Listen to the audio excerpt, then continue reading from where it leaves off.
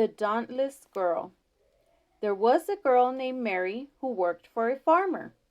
One night, that farmer was sitting up with some friends playing cards, and they got to talking about their hired girls. They started to brag about what great servants they had. "I've got the best hired girl in the country," said one. "She can cook and clean and keeps everything spotless." "My hired girl is even better," said another. "She can cook and clean, and she feeds the chickens, hoes the gardens, and milks the cow." Now the farmer spoke up. "You may have great servants, but my hired girl beats all of yours. This girl Mary is completely dauntless. She's not afraid of anything. She never calls me to come kill a snake or a spider. She just takes care of it herself. If she's down in the cellar getting a jar of fruit and a mouse runs across her feet, she never squeals. She just says, 'Time to set up a mouse trap.' If she's in the attic looking for something and a spider runs across her nose, she never yelps. She just says, 'Better clean up those spider webs.' And if she's walking down the road past the cemetery late at night and hears something down in there going, 'Ooh,' she won't holler and run. She just says, 'Wonder what's the matter with that old ghost. She is totally dauntless.'" His friends looked at one another. They didn't quite believe him. Now one of these friends happened to be a doctor, and he had an idea. The doctor said, "I will bet $100 that I find something that'll scare the wits out of your Mary." "I'll bet $100 on my Mary," said the farmer. "Nothing will scare that girl." So they shook hands on the bet. "Be back here at 11 o'clock tomorrow night," said the doctor, "and we'll see how dauntless Mary is." Now this doctor knew a man who took care of the cemetery. He went to talk to this fellow. The doctor said, "I'll give you $50 if you hide in the mausoleum tonight at midnight. I'm going to send a girl down there by the name of Mary, and I want you to scare the wits out of her." Well, the cemetery keeper wasn't too eager to hang out in the cemetery after dark, but he didn't mind tending to the graves during the daytime. Nighttime was a different matter, but for $50, he said, "I'll do it." So that night, just before midnight, he hid himself behind the mausoleum door. He left the door open a crack because he was scared to be shut in there in the dark with all those dead folks. Then he waited. The farmer and his card-playing friends met at 11 o'clock just as planned. "Bring down your hired girl, Mary," said the doctor. "Let's see how dauntless she is." So Mary was called in. "I've got a job for you tonight, Mary," said the doctor. "I want you to go down to the cemetery and go into the mausoleum and bring me back a skull bone." "What do you want a skull bone for?" asked Mary. "Never you mind. Will you do it?" "If that's what you want," said Mary, and she put on her shawl and went off down the road.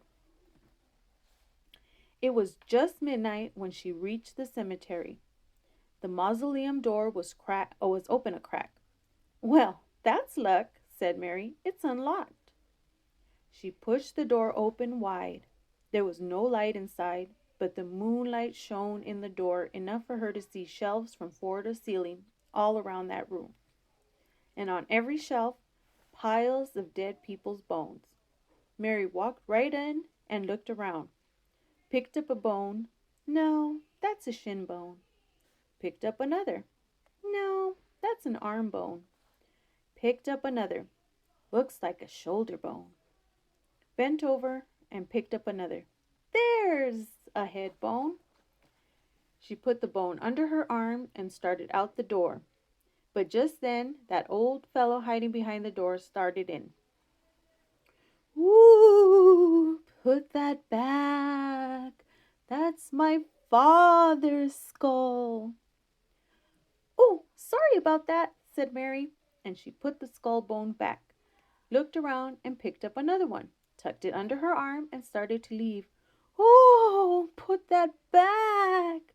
That's my mother's skull. Beg your pardon, said Mary.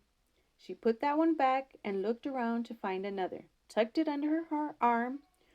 Oh, put that back. That's my brother's skull. Good grief, they're all related. She put it back and picked out another, tucked it under her arm, and turned. Oh, put that back.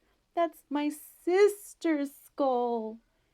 Well, mother or father, sister or brother, I've got to have a skull bone, said Mary.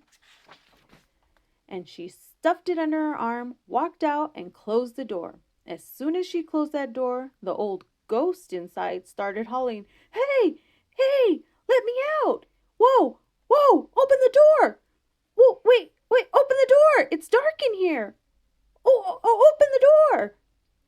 Laws, said Mary, that ghost is wanting to get out. And she turned around and locked that door up tight. Don't want ghosts roaming around the country. That'll keep him in. And she walked off down the road. She could hear that old ghost just a whooping inside that mausoleum. Wait, hey, let me out! Let me out! Open this door! Mary walked right into the farmer's kitchen and plopped that skull bone down on the table. Yuck! A human skull bone. Those men all jumped back. You really did it, Mary. The men were amazed. Weren't you scared? They gasped. What on earth is there to be scared of? Said Mary. They're all dead. I was alive. Did you hear anything there? Asked the doctor. Oh, yes, said Mary. There was a grumpy old ghost behind the door.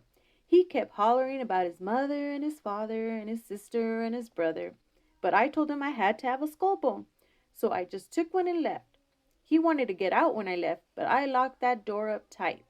You don't have to worry about him roaming the country. You should have heard him hollering. When the doctor heard that, he knew that his friend must be locked inside that mausoleum. He jumped up and ran back down the road to the cemetery. There wasn't a sound coming from the mausoleum now. When he unlocked the door and looked inside, he saw a horrible sight. His friend was lying stone dead on the cold floor. The poor man had died of fright from being locked in with all the dead bodies. His hair had turned pure white from the terror. But that girl Mary, she had proved dauntless indeed. So they gave her the whole $100, and they all admired that Mary was a dauntless girl.